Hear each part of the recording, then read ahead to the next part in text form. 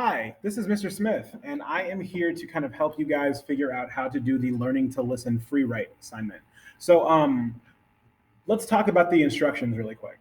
Describe a time where it was hard to listen. So we've been talking about listening and perception this entire like the last couple of weeks. So we really want you guys to tell us a story about a time where it was difficult for you to listen. Now that you have this knowledge from the notes, and now that you understand a lot of the terminology that's associated with listening and perception, you should be able to make a really, really solid assignment in terms of this time where you were struggling to listen. So, describe a time where it was hard to listen. It could be a lesson in class, a personal argument, or maybe a conversation that you had at work. What made it difficult to listen in that situation? Were you distracted by actual noise, turned off by the topic, or simply physically unable to listen, or a combination of reasons? So you're going to talk about a time where it was difficult to listen. You can pick any example that you want. If you've never had a bad time listening, then make one up. You're going to answer the question in 2 paragraphs using specific references from the listening unit. The notes are linked in the title of the word bank if you need a refresher. So the word bank is going to be right here at the bottom. So you click right there. That will take you to the notes. And this is a Google Doc of all the notes from all 5 parts of listening and perception. Be sure to use at least 5 terms associated with our notes from this week. So each one is worth 20 points, obviously. So you want to make sure that you at least use 5. What you're going to see in this video is me writing at least one of the paragraphs. I'm going to try to include all of that I'm going to try to include as many terms as possible when I'm describing the story. You also want to be sure to underline the terms used in your paragraphs. So, like I said, the word bank's right here. So if you decide to use, the proximity of something, we learned that in the notes, proximity is how close we are to something. So since you are using that term, that would count. So just make sure that you underline it. So that would just mean you have 4 more words to do.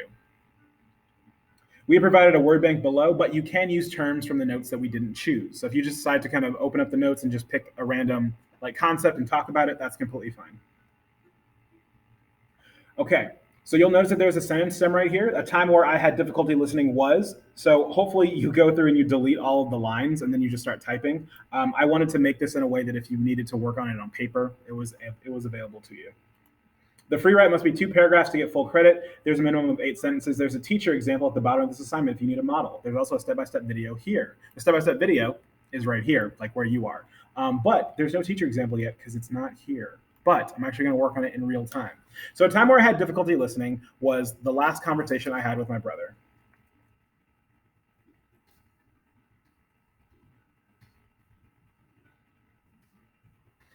As far as proxemics go,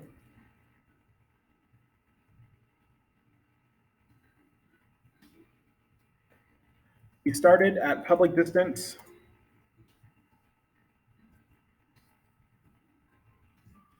and over the course of our argument, we got in each other's faces. So if I look back at that sentence, proxemics is something that I covered. Sorry, I need to finish this sentence. Also known as intimate distance. Perfect.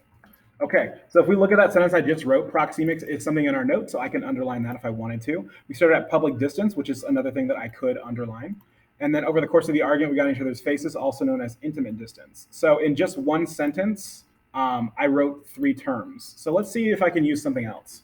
Okay, selective attention and regulators. Okay, I'm going to try to make a sentence about that. We were arguing over our parents' anniversary and where it should be.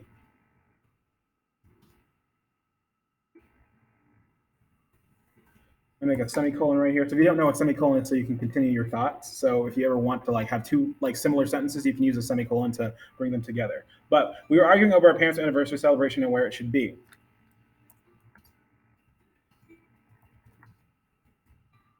We kept using nonverbal regulators, like holding his hands up, stop me from speaking.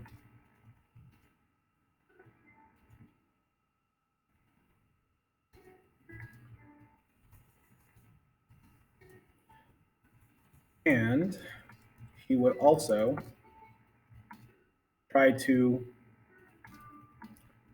gestures to emblemize. Yep, that's a word. Emblemize taking a breath.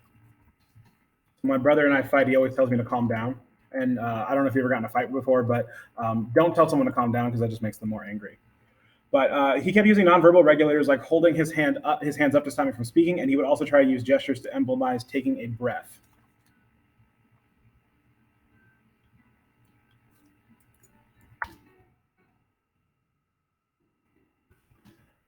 My schemata for fighting with my brother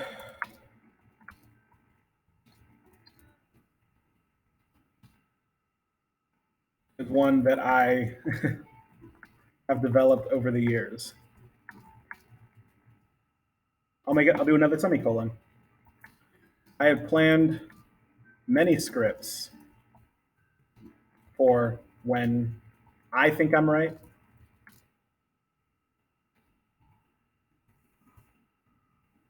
and when I know he's wrong. Okay. So schemata is also another one from our term. So remember that schemata is how we like actually organize information in our head. And then also, I plan many scripts for when I think I'm right. So remember that normally scripts would not be just like something that you would underline because it could be a movie script.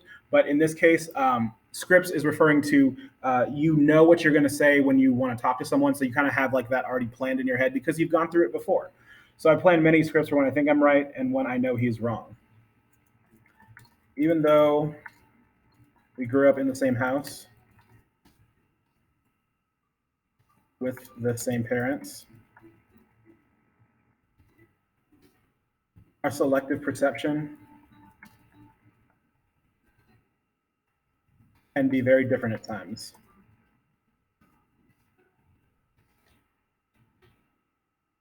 Let me see.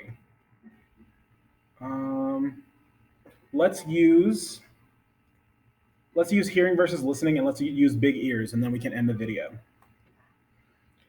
So my schemata for fighting with my brother is one that I've developed over the years. I plan many scripts for when I think I'm right and when I know he is wrong. Even though we grew up in the same house with the same parents, our selective perception can be very different at times.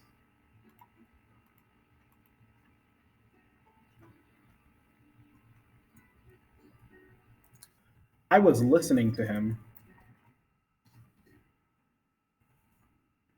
but he was just hearing me.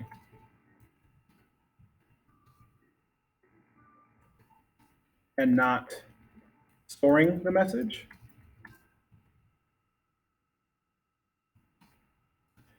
I also made a mistake by not being open to the message. And when we fight, or when we argue, I should say, it is very difficult for me to reduce my mental, emotional, physiological.